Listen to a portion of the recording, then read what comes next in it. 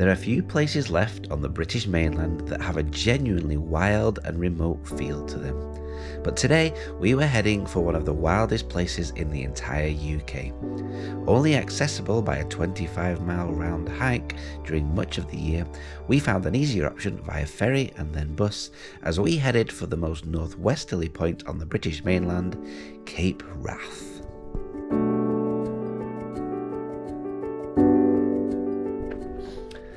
Well, good morning from a very sunny and beautiful Scotland, and today we're in a very special place. So we've been wanting to come for a long time. We've been to Loching 5 times before on holiday, and this is something we've always wanted to do. We wanted to make it to Cape Wrath, which is the most northwesterly point on the British mainland. So that's our adventure today. So we're in a beautiful spot up here right in the northwest of Scotland. The significance of Cape Wrath is the only way to get there is via a little boat and then kind of a bus tour, because there's no roads to it. So the only other way is about a 20-mile hike, which is not really something we're capable of. So we're here to hopefully catch the ferry. You can actually just see it going into the water down there. It's only a little boat that has 6 people on board apparently. So we were told to get here early, so it's about 11:30. I think the ferry crosses at 12:15. I'm not sure about that, but anyway, yeah, we've got plenty of time. There are quite a few cars here as well, so hopefully there'll be the room for us, because we've been looking forward to this for a long time. The reason we've never done it before is because the season ends actually today. It's the 23rd of September today, and usually we come up to Scotland around this date and we always miss it. So yeah, today we're really excited that we're going to get to do this. So we'll hopefully have some nice adventures, some nice views. The sun's out as well. It's quite warm as well. It's about 16, 17 degrees, which is great for the end of September in Scotland. So yeah, really looking forward to our day. So I'll take you along for the ride and show you exactly what there is at Cape Wrath.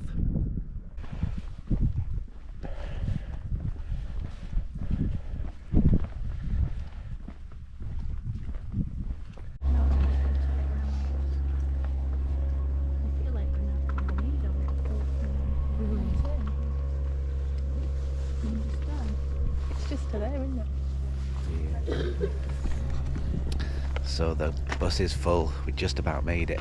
Last couple of seats. Are you excited? So there's 16 people on the bus and there's 15 of us here. A couple just turned up and got turned away, which is unfortunate. So yeah, 5 minutes later we'd have missed it. So we'll just wait for the ferry now.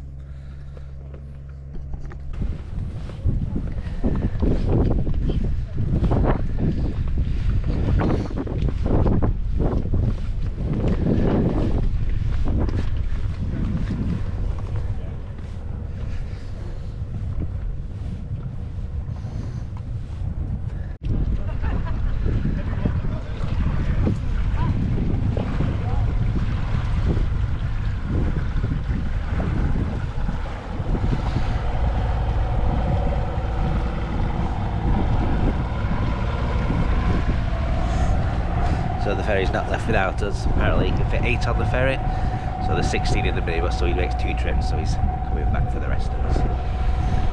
Should do a time lapse.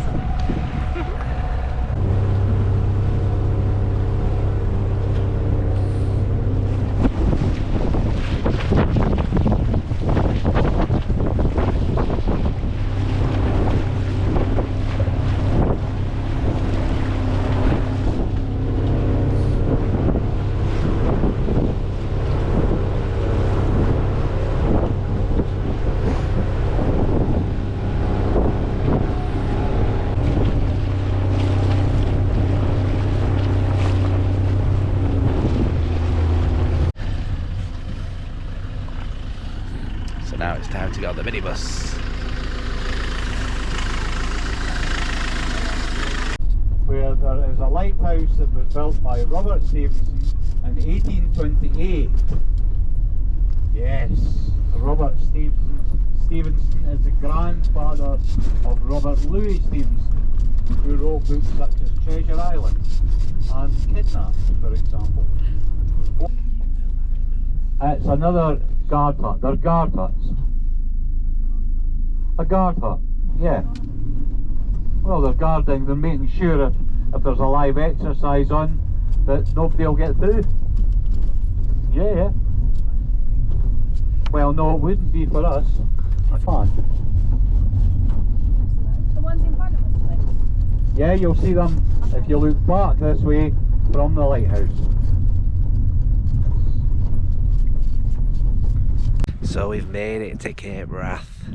You can see the minibus behind me there. Quite a journey. 11 miles it is from where we got off the ferry to actual Cape Wrath itself. It took us an hour on a very bumpy ride, but we had a very entertaining tour guide. Yeah, you probably saw a little bit of the footage. Couldn't really film much because it was so bumpy in there. But yeah, it was very entertaining. Had a good laugh with him. So we've got here now. There's a little cafe. Michelle was looking for a toilet, and I couldn't do one to hers, but we haven't seen one. But I might report back on that later if we find one. But we found the lighthouse straight away.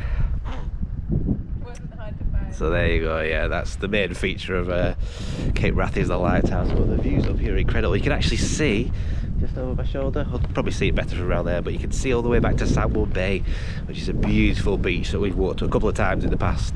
And you can walk here from Sandwood Bay, it's a very long way. I think it's about 10 miles here and 10 miles back, and to the nearest road I think it's further, it's about 14 miles, so 28-mile round trip, so it's a long way.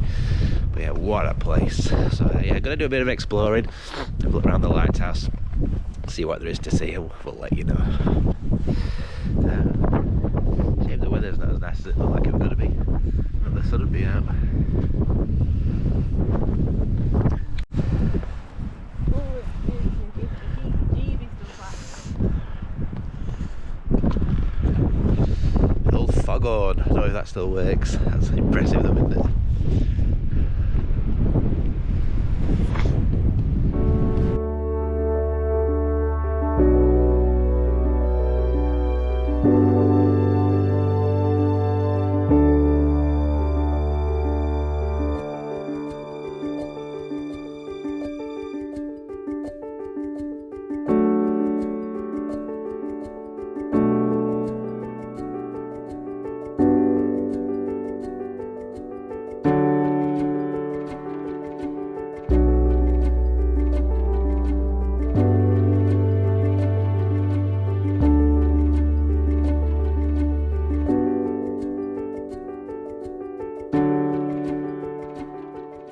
So we've just had a bit of a wander around the lighthouse and the foghorn, which was quite impressive, and some incredible sea stacks on cliffs. The guide was telling us just about a mile up the road from me, you can see them, probably saw them on the drone footage actually, there's some sea cliffs that are 900 feet high, which are some of the tallest in Britain, and they look really impressive. You can just see down there, it's a fantastic place, so really nice wildlife as well, so lots of seabirds, and there's quite a lot of deer around here. We didn't actually see any on the way over, but he said you often see them, and white-tailed eagle you often see around here, he said. So yeah, quite an impressive place. So we're just going to have a wander up to a little hill now. There's probably apparently a viewpoint up there, then hopefully we'll have time to get back to the cafe. Just in case you are thinking of doing the trip, it was basically an hour in on the bus. We get just over an hour here, he said, and then another hour on the bus back, so it's a 3-hour round trip plus the ferry time, you're waiting for the ferry, so it's probably about 4 hours altogether that you spend here. So it's yeah, quite a busy time, and it cost us £15 each for the ferry, not the ferry, sorry, the bus. I think you pay the ferry separately, we haven't worked that out yet, he hasn't actually told us, but I think 15 quid for that bus ride, which is basically a 2-hour ride with a tour. It's quite good value really, so yeah, but not for the faint heart. It was very bumpy, quite cramped in that bus. I imagine on a hot day it'd be quite unpleasant, but no, we did enjoy it though, and quite an experience. So yeah, well worth coming if you're thinking of coming to Cape Wrath. But we're just going to walk up to the headland now, have a look up there, see what there is to see, and maybe tell you a little bit more about the area when we get up there. Very scary though.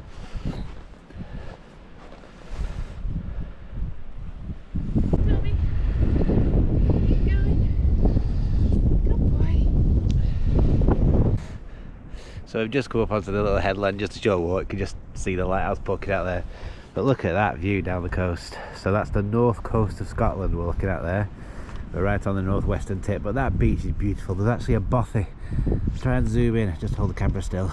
Try and zoom in a little bit, see if you can see it. But there's quite a famous bothy on that beach.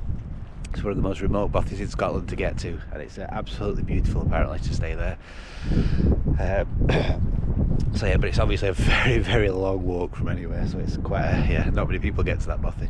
But yeah, what an incredible view, really beautiful. Some beautiful sea stacks out there as well.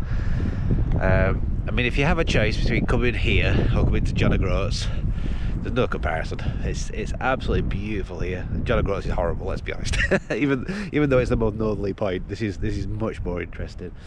And out there is nothing between here and Canada. Just about 4, maybe 5,000 miles of Atlantic Ocean. So yeah, it's a fascinating area. The guide was telling us on the way over. This is the military of defence land, MOD land. It's one of the largest areas of land in Western Europe, I think he said, where the army are based, and they do some. It's the only place in Britain where they're allowed to do live ammunition drops. So they go out with the warships and bombard the coastline. There's only small areas they do, so it doesn't really damage the environment too much, he was saying. But just 2 days a year, because it's so expensive. It costs millions of pounds to do these kind of drills. And yeah, so they use live ammunition and drop big bombs and all kinds of things from aircrafts and from the sea as well. So quite interesting listening to it all, actually. So yeah, fascinating area, fascinating place. You see lots of little army barracks as you're driving over, little huts and things to do with the army, which she was telling us all about. So yeah, really interesting history of the place. It's been over here for nearly 100 years, the army base. So yeah, very interesting place. But we're going to now go back to the cafe because we've only got about half an hour left. Michelle needs a coffee and a cake. So we're going to go have a look at the cafe. We'll probably show you what that looks like as well. And yeah, and then we've got the bus ride home to look forward to. So we'll see you on the way back.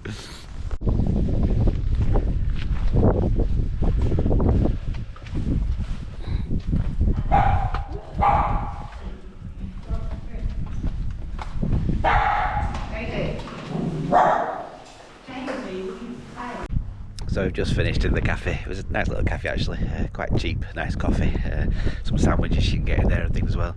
There is a toilet we've just found around the back, so if you need a toilet there is one. So we just go over here where you can see the view back to Sandwood Bay.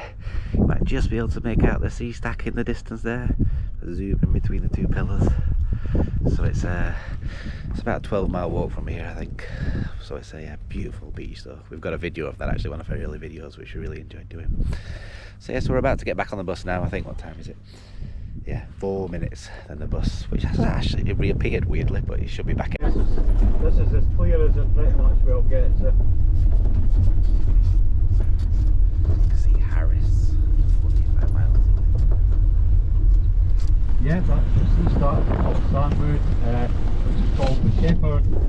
That will get shot very shortly because it's termed as it's dangerous. Because that'll, when it comes to rutting, they've not got antlers that'll interlock.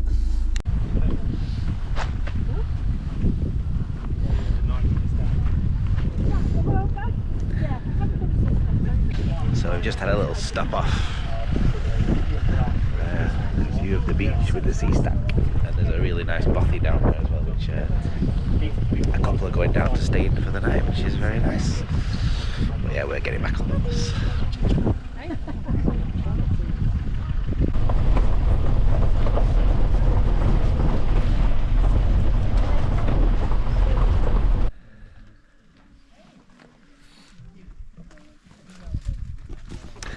So there's a big queue for the ferry. There's about 20 odd people waiting, some more turning up now, so we're going to have a long wait I think, but it's nice and calm here, so you'll enjoy it. But a really bumpy ride back. We sat on the back of the bus and it was extra bouncy, so that was fun. But yeah, just a short ferry ride back after we waited for a couple of runs I think, and then we'll be back to the car.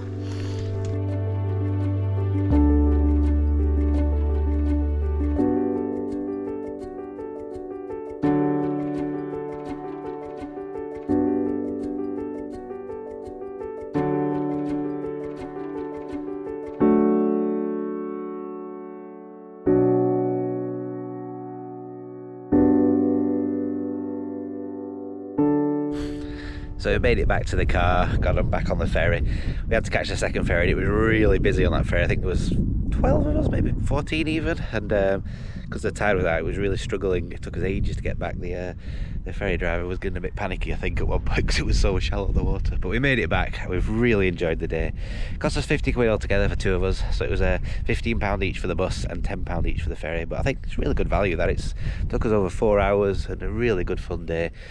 Just a word of warning though, what do you call it, the bus ride is not for the faint-hearted. We were on the back on the way back, and it was so bumpy. We were flung up in the air a few times, and yeah, I think some people would really struggle with that. And if you get travel sick, you're really going to struggle, so just be aware of that. But really good day out, a really nice adventure. It's a beautiful end to the day now. We've just come about 2 miles down the road from the car park because it was so busy back at car park, so I didn't really want to do a bit of filming. I get a bit embarrassed when there's a lot of people around. So yeah, you can just see over my shoulder there, the tide's gone right out. You can see all the sand now. But yeah, it's such a beautiful area this when the sun's out. It's really lovely. So we've really enjoyed our little adventure. A bit different from what we normally do, but we thought we'd do a little video of it because it's something a bit different, going somewhere a bit wild. And yeah, so Cape Wrath, definitely worth a visit. So thank you for watching. If you made it all the way through the video, we do appreciate it. And yeah, if you'd like to join us on our next adventure, and if you'd like to subscribe to the channel as well, that'd be fantastic. So I'll see you on our next adventure.